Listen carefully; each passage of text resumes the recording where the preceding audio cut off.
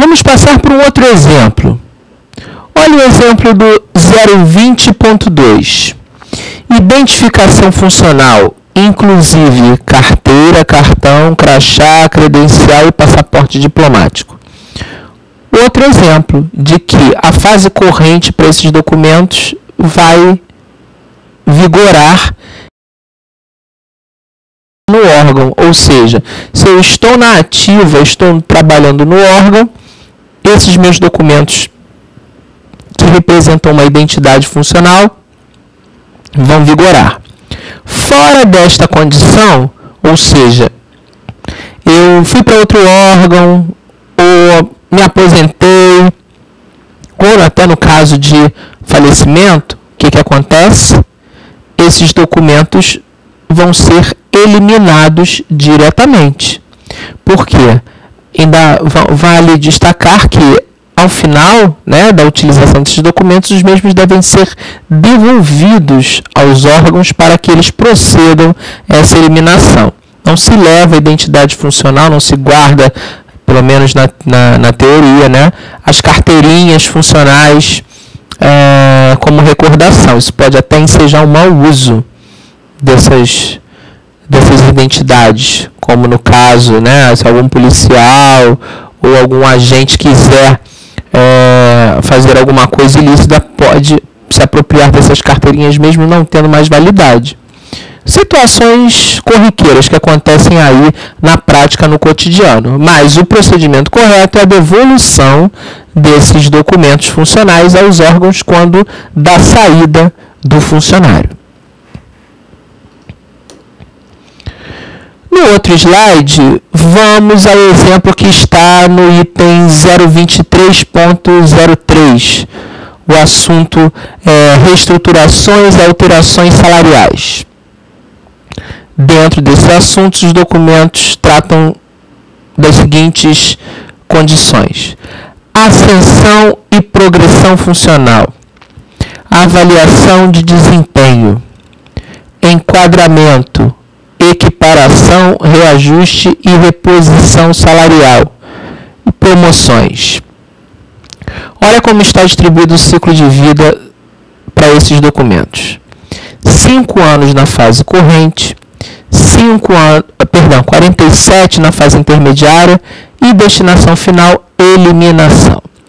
Vamos explicar. Por que, professor, 5 na corrente, 47 na intermediária e depois elimina? 5 mais 47, somando, dão 52 anos. E depois elimina. Como é que se chegou a esse número? Voltando a dizer, a tabela de temporalidade ela é elaborada em cima de necessidades do órgão e legislação vigente.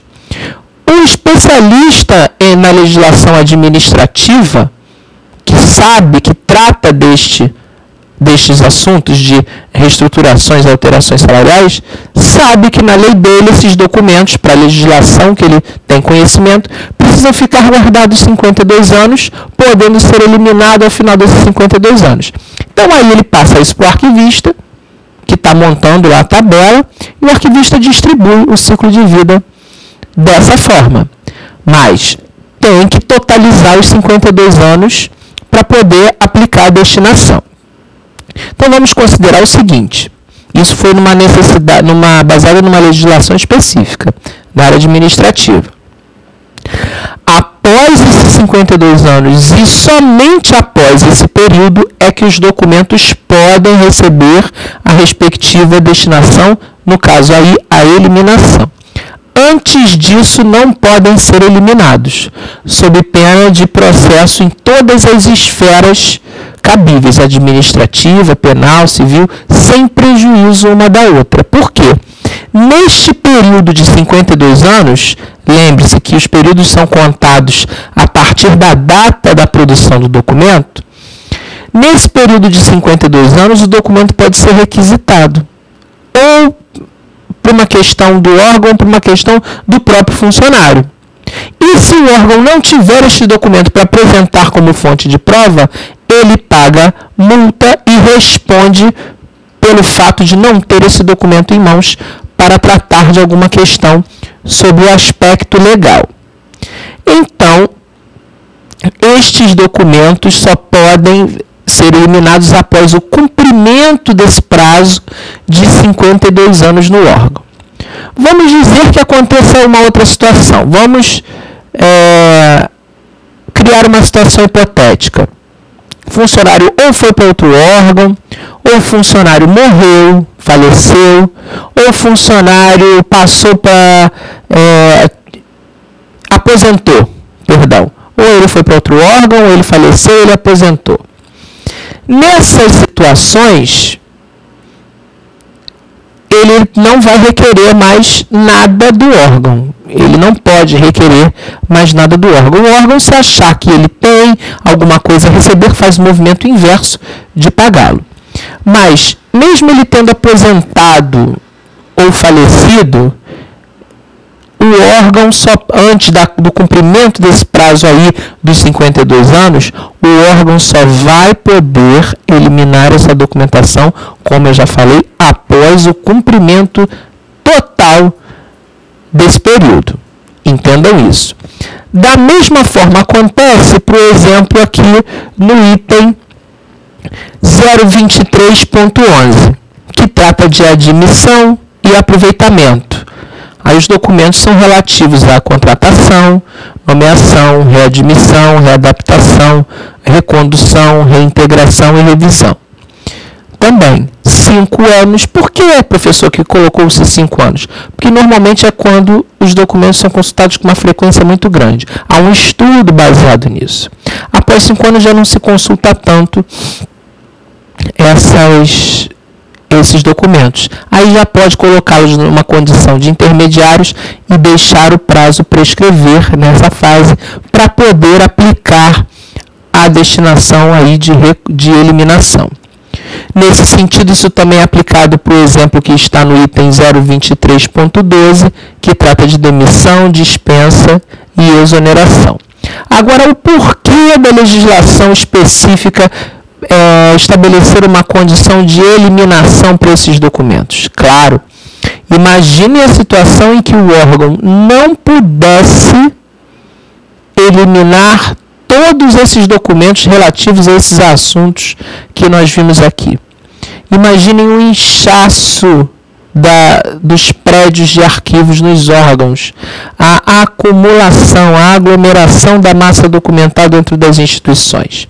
Então existe esse ciclo de vida, essa vida útil que os documentos têm, e a obediência a esses critérios de destinação possibilitam com que o órgão, a instituição, realize o enxugamento da massa documental.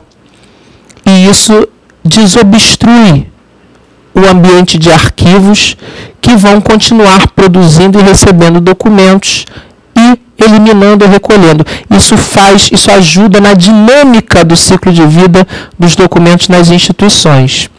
Por que o governo pode eliminar? Ele está respaldado por esse instrumento, que é lei, de que ele não tem mais necessidade de apresentar esses documentos como fonte de prova, ou seja, após esse período não cabe mais nenhum tipo de recurso questionando aqueles assuntos. Se a pessoa resolver entrar com um recurso desse, vai ser julgado improcedente, porque o governo está respaldado de não ter mais a obrigação de manter nos seus arquivos estes documentos após o cumprimento desse período. Isso resguarda, no sentido, os órgãos, as instituições públicas, no sentido de se garantir de que não sofrerão nenhuma sanção penal.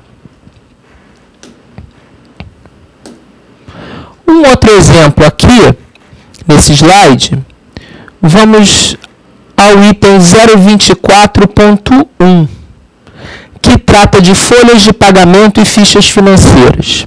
Qual é o ciclo de vida para esses documentos?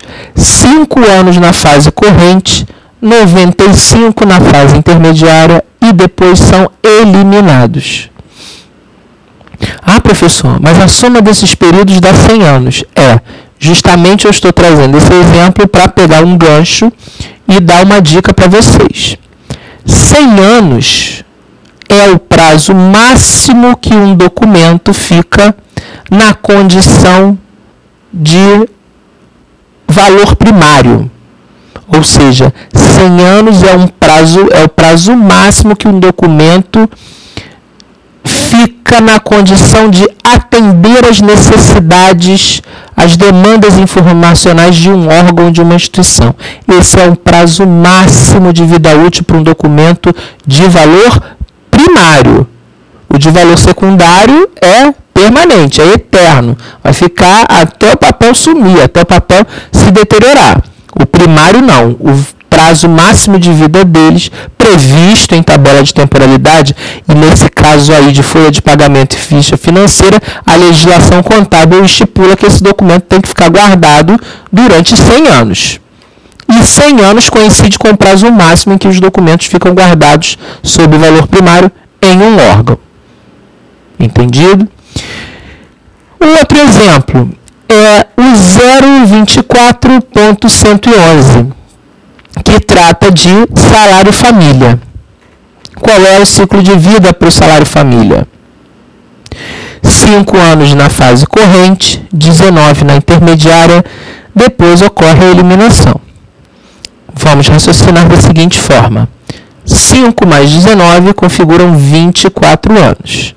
Isso aí é estabelecido de acordo com a legislação vigente. 24 anos é o teto da maioridade para o filho, dependente do funcionário público. Então, com relação a salário família, ele só vai receber este benefício até os 24 anos.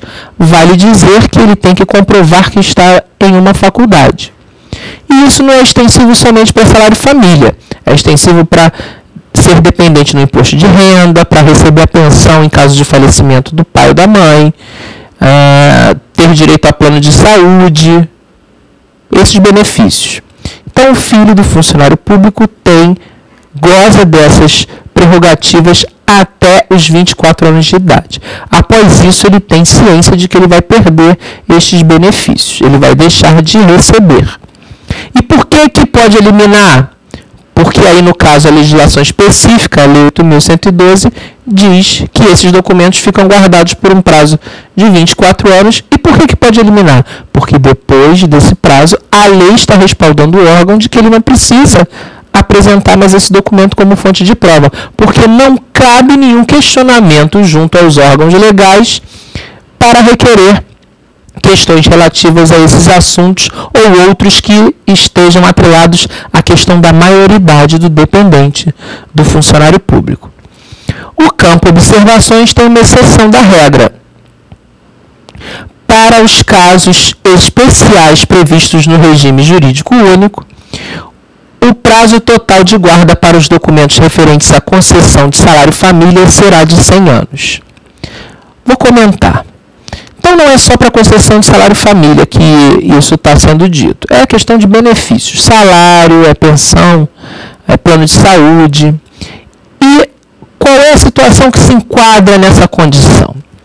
Quando o filho do funcionário público é uma criança com necessidades especiais. Ele é portador de uma necessidade especial, que tem uma certa deficiência, de forma que seja considerado economicamente incapaz.